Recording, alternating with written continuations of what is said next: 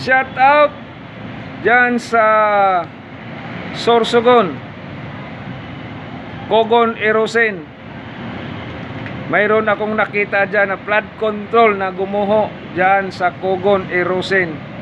No, dapat yan maimbestigahan dahil nga sa mga ginagawang kontraktor na wala pa isang taon, gumuho na. Yan hindi ako nagkamali sa mga kontraktor ng mga kickbackers. No? Napakanipis. Talagang maimbestigahan ninyo yan.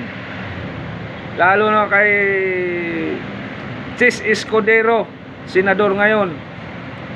Dapat din maimbestigahan dyan sa Sorsogon yung mga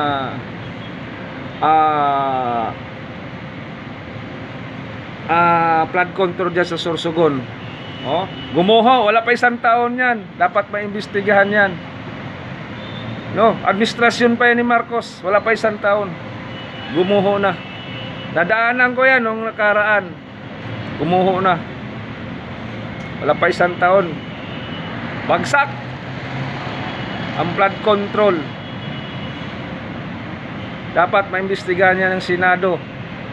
Kung yan ipaparating sa skuan, sa Kongreso, ayan sila, ay manghugas kamayan sila. Parang mga ano yan, mga otak langaw. Yung mga otak langaw, yung mga ano dyan, mag-iimbestiga. Wala mangyayari dyan pag dyan sa Kongreso. Mas maganda sa Senado mag-iimbestiga.